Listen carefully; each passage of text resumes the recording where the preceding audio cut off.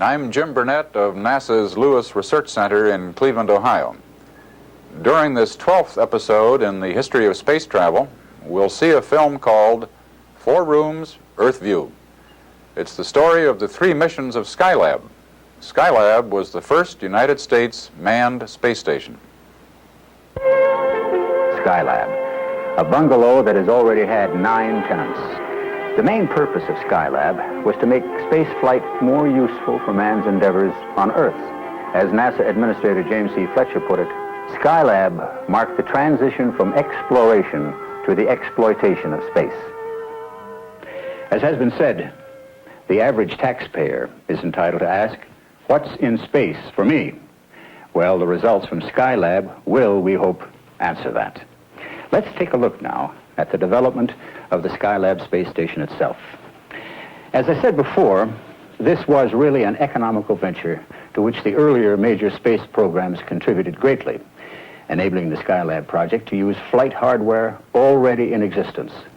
It's 48 feet tall and 22 feet across, with a 13,000 cubic foot interior, 10,000 cubic feet of working space in the main section alone, the equivalent of a small family bungalow.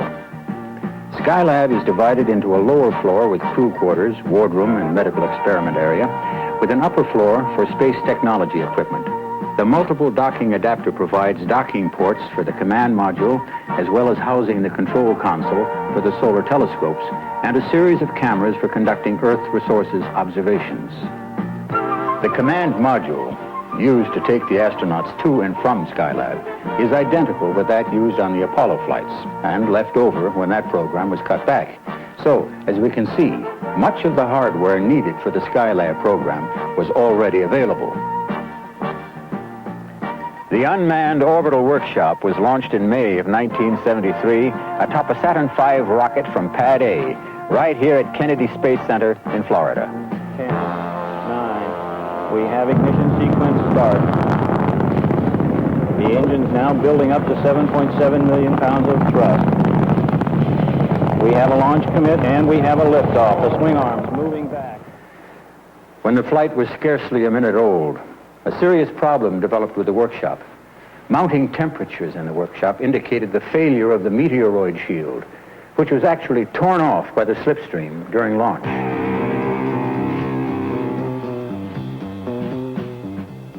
An hour after launch, the ground controllers in Houston were still waiting for confirmation that the workshop's solar array panels had deployed, a signal they never received. Of course, the launch of the first Skylab crew scheduled for the next day had to be postponed until solutions were found. The urgent need was to stop the rapid temperature rise, which was immediately accomplished by ground control in reorienting the workshop so it was no longer broadside to the sun.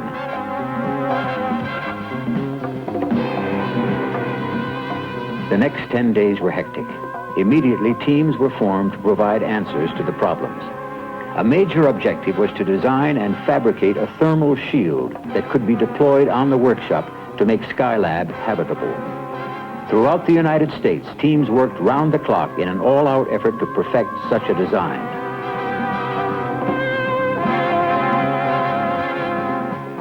Meanwhile, here at Marshall Space Center in Huntsville, Alabama, crews were evaluating installation of a parasol device in the Skylab underwater simulator. In conditions approximating zero-G, they also trained underwater in methods of freeing the jammed solar panel. But the actual work would have to wait on an eyewitness assessment by the astronauts in space. Time was becoming critical if Skylab was to be saved. Relief would come only from the thermal shield parasol, which would be deployed by the astronauts when they arrived at Skylab. During the early morning hours of May 25th, almost 10 days after the original schedule, a Saturn 1B was ready to launch an Apollo spacecraft for the first manned visit to the Skylab orbital workshop, with astronauts Conrad, Kerwin, and Weitz aboard. We have launch commit and Skylab 1 was on its way, the first step in the fulfillment of an opportunity to use men in space for practical humanistic benefits.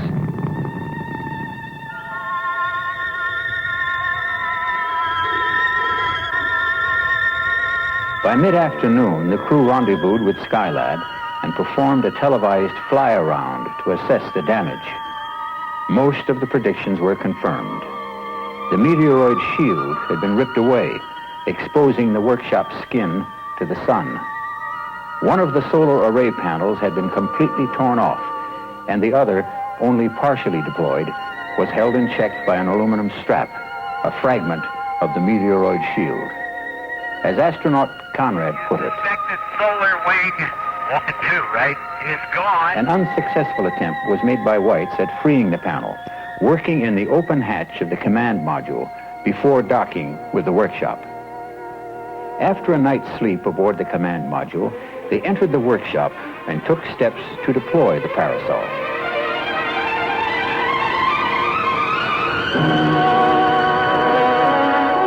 In mission control, optimism that the mission would be saved wasn't long in coming, as external skin temperatures began dropping rapidly, and within the workshop, too, they had started to fall. The parasol was doing its job, but there was still a shortage of electrical power. The stuck solar wing would have to be pulled out fully. Thanks to the work of the backup crew at Marshall, where procedures were worked out for freeing the solar panel. All the attention I can take. Astronauts Conrad and Kerwin went on their first spacewalk to repair the damage. This took 3.5 hours, and it was difficult work. But man prevailed, and they were able to sever the strap and pull out the panel. Let go, let go, let go. All right. I've got it.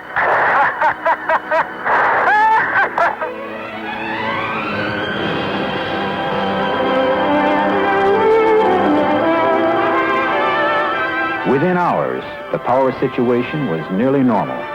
The mission could continue. A mission transformed from near ruin to success.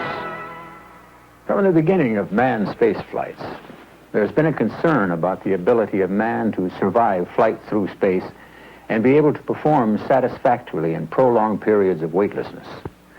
This was a major concern and objective of all 3 Skylab missions, and was especially true on this mission. For the first time in space, there was a medical doctor aboard to supervise the tests in the Life Sciences program, astronaut Dr. Joseph Kerwin. This lower body negative pressure test provided valuable information on the cardiovascular system, carefully checked and monitored on the control panel, which supported all medical experiments. A measure of motor sensory performance, an experiment designed by a high school student, using a punchboard apparatus for eye-hand coordination to measure changes in motor sensory skill of the crews. Balance, orientation, and perception, so important to man's ability to function efficiently in space, was another of the life science tests. The astronauts were instructed to exercise frequently, and one of the techniques was the ergometer, or bike, to help keep them in shape. This also served as a test for possible changes in metabolic activity while working and living in a zero-G environment, as well as a check on heart rate and blood pressure under these workloads. Throughout each mission, a vast number of tests were made on eyes, ears, nose, throat, and blood samples were taken and returned for post-flight testing. Actually, we've seen only a small portion of the medical tests covering muscle and bone development, heart and blood tests, perception and equilibrium, and even cell growth.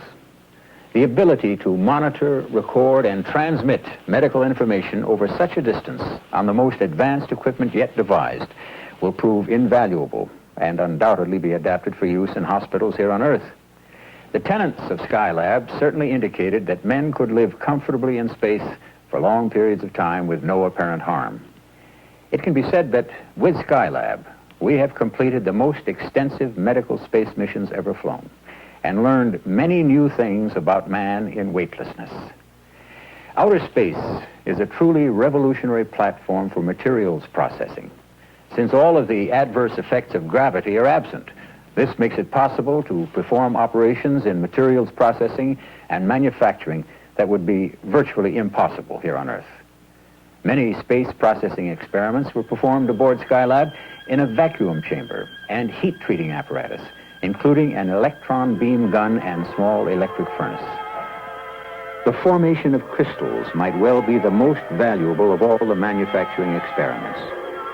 This resulted in crystals 10 times larger than those grown on Earth, with a much better uniformity of composition, so important in the modern field of electronics. This will result in systems that will perform more functions, will be faster, will require less power, will be smaller and less expensive to manufacture. The pocket computer, so widely used and popular today, is a direct result of space technology. As Professor Harry Gatos of MIT says, it is no longer a matter of speculation that materials processing in space presents one of the greatest opportunities ever afforded to benefit mankind. And kids, when it comes to blowing bubbles, how about this?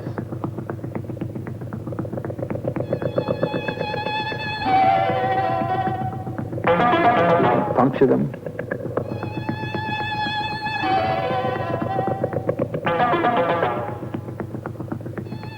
Pull them and pick them up, but they still won't break.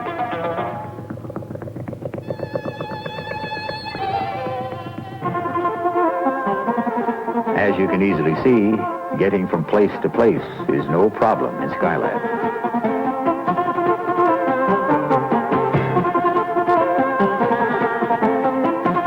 Weightlessness can be lots of fun, too, as Pete Conrad shows as he exercises, much like a squirrel in a cage.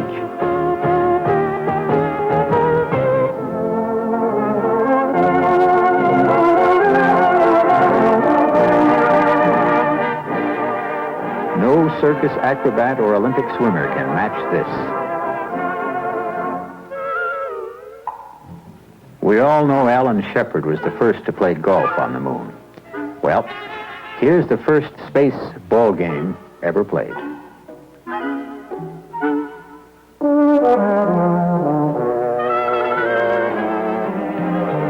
The first 3 tenants of Skylab returned to Earth after 28 days in space. When trouble developed at the start of this mission, we might have despaired and written off Skylab as so much space junk. However, that was unthinkable. What the ground teams and astronauts did in saving the project, moreover, proved the crucial value of man in space. Future missions were assured. Early one morning, late in July, a month after the return of the first crew, Skylab 2, the second manned mission, was launched, with astronauts Bean, Lausma, and Garriott aboard. And the second manned crew has cleared the tower.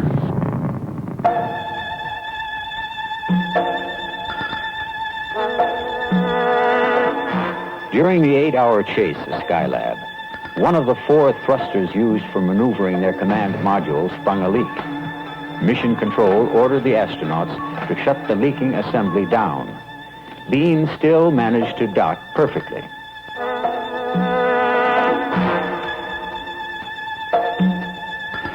Six days later, another thruster sprang a leak and had to be shut down. The thrusters are needed to orient the capsule so that its main rocket can fire in the right direction for safe re-entry and return to Earth. For the first time in the manned space program, NASA had developed the ability to perform a rescue in space from a disabled vehicle.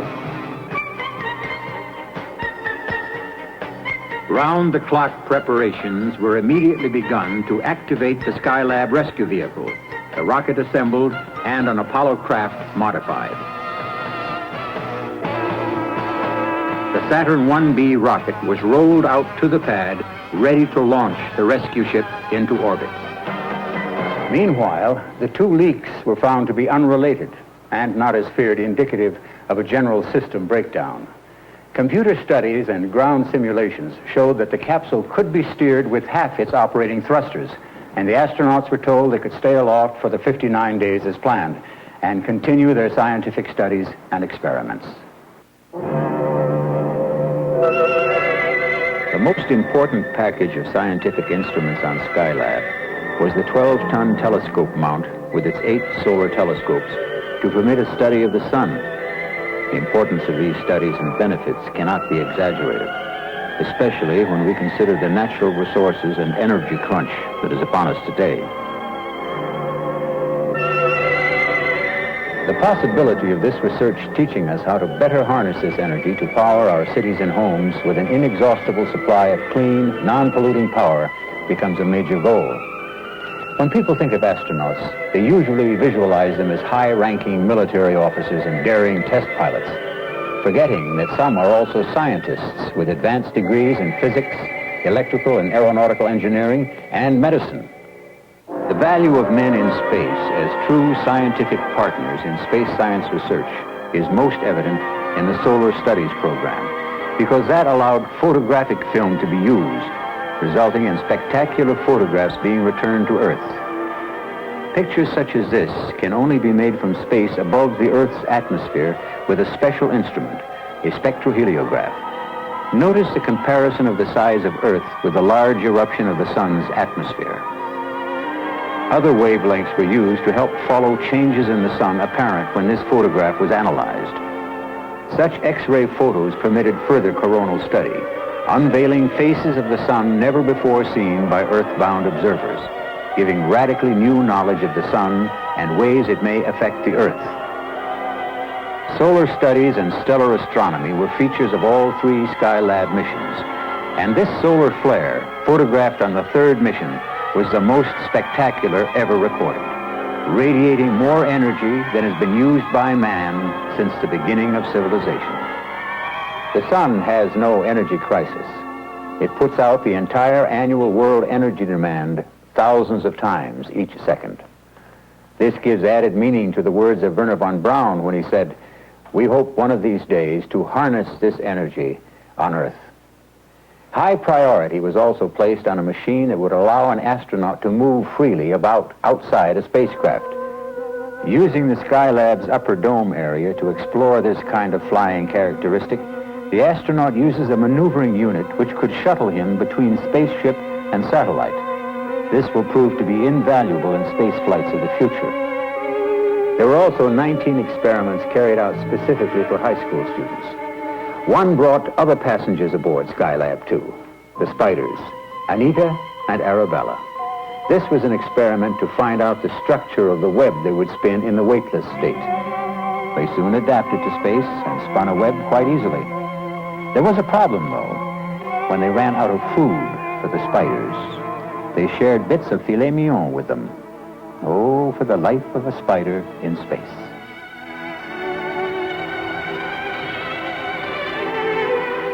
The Skylab 2 crew spent almost 14 hours in spacewalks, augmenting the parasol with a twin-pole sunshade, changing film for the solar telescope, and retrieving canisters containing over 77,000 pictures of the sun from outside the workshop.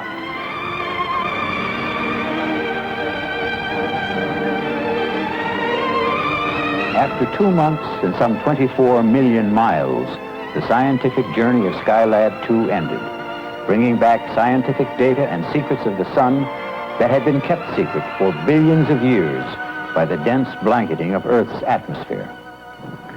In November, after a 6-day delay to replace cracked stabilizing fins, the third mission soared aloft with astronauts Carr, Gibson, and Pogue. Liftoff, the engine's building up to 1.6. Skylab 3, the longest of the manned space missions. One of the major projects on all three Skylab missions was the Earth Resources Experimental Program, which will certainly show the man in the street that space can be of everyday use in solving some of the world's most pressing problems, such as pollution, locating resources, and feeding the hungry. Special cameras were designed for this work. This program again brings out the importance of having men in space.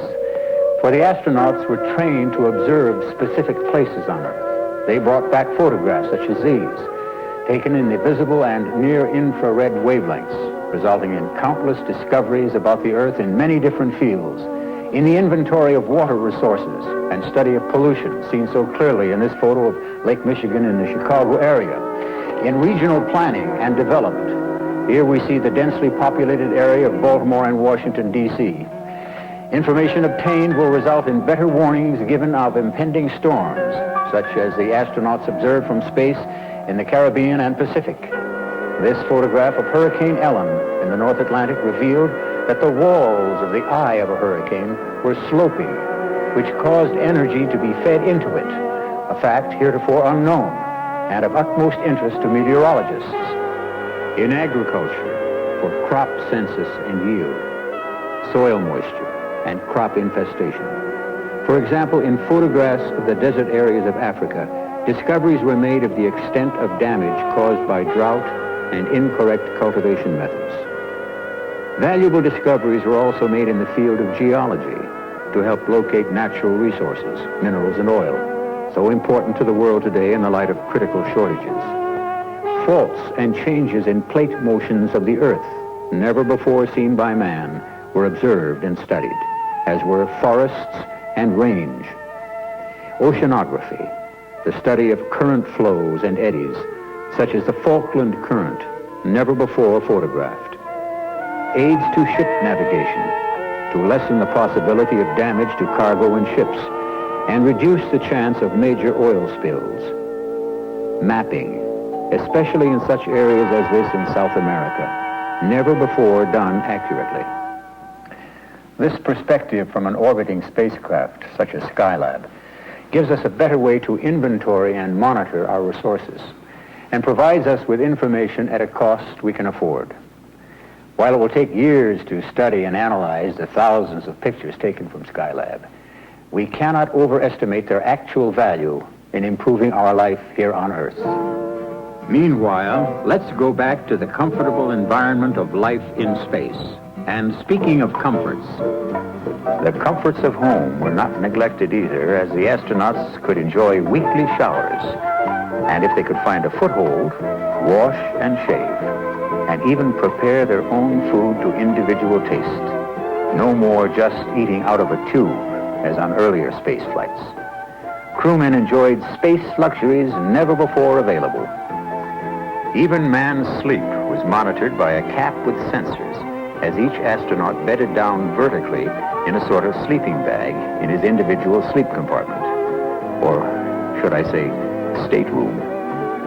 It was found, by the way, that the quality of sleep compared favorably to the astronauts' normal sleep pattern on Earth. Determining weight in a weightless world is a real problem. With no gravity, there is no weight, and normal scales cannot be used. Since many of the biomedical experiments require measurement, this odd-looking chair was devised and used to keep a careful check on the weight of the astronauts. Small masses were also measured on a device so sensitive it could determine the weight of a postage stamp. The next time you do your push-ups, try this.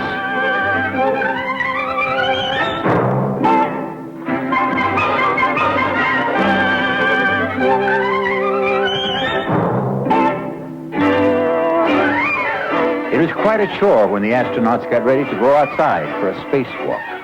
Fast-action photography, however, makes it look easy. It is much like suiting up Junior to go play in the snow.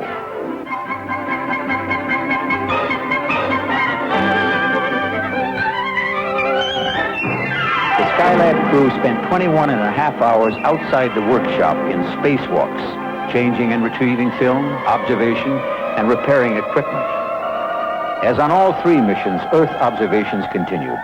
While Skylab centered most of its work on practical uses of space, its crew didn't neglect precious opportunities to enrich science's knowledge. Cameras zeroed in on promising targets of opportunity, of which the most noteworthy was the comet Kohoutek. While its observations from Earth were not as spectacular as hoped for, Skylab's solar telescopes plus 2 spacewalks with portable cameras gained amazing results. Actually, the Skylab instruments were the only means available to scientists anywhere to observe the comet during its close passage to the sun, as this stop-motion film shows.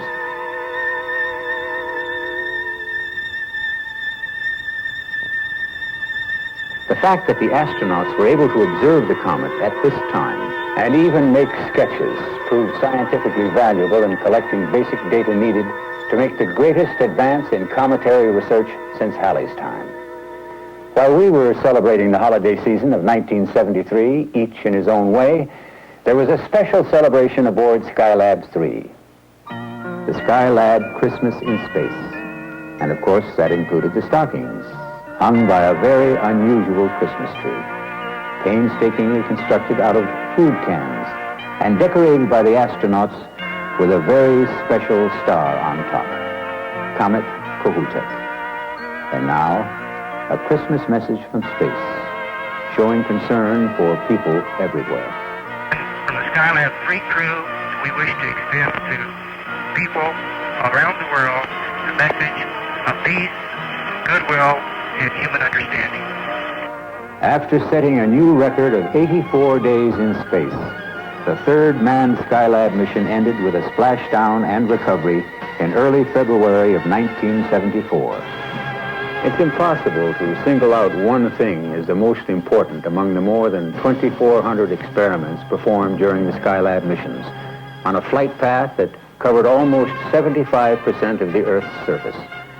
It is certain, however, that Skylab has established a basis of factual data for the design of future space systems and the planning of future manned operations in space. Even more important, it has demonstrated that man has important work to do in space. And for humanity in general, there is no doubt that this use of space makes an important contribution in allowing man to manage his affairs here on Earth more in harmony with nature. Before the crew left the space bungalow, they configured it for a possible revisit by somebody, perhaps by the future space shuttle, or as the space administrator said, a little green man from space. The orbital workshop will continue in a 270-mile-high orbit for 10 years or more. It's up there right now. Maybe you'd like to be the next tenant. 4 rooms, beautiful Earth view.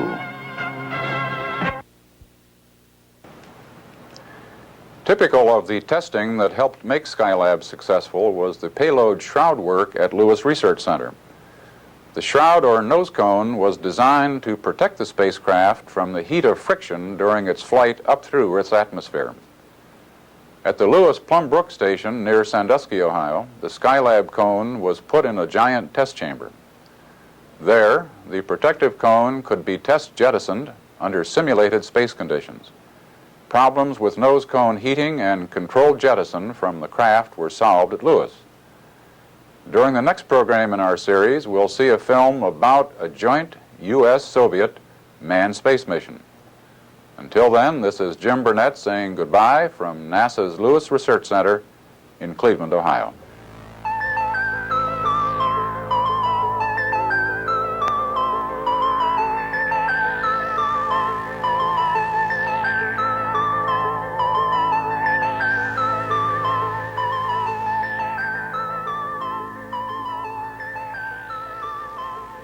Oh!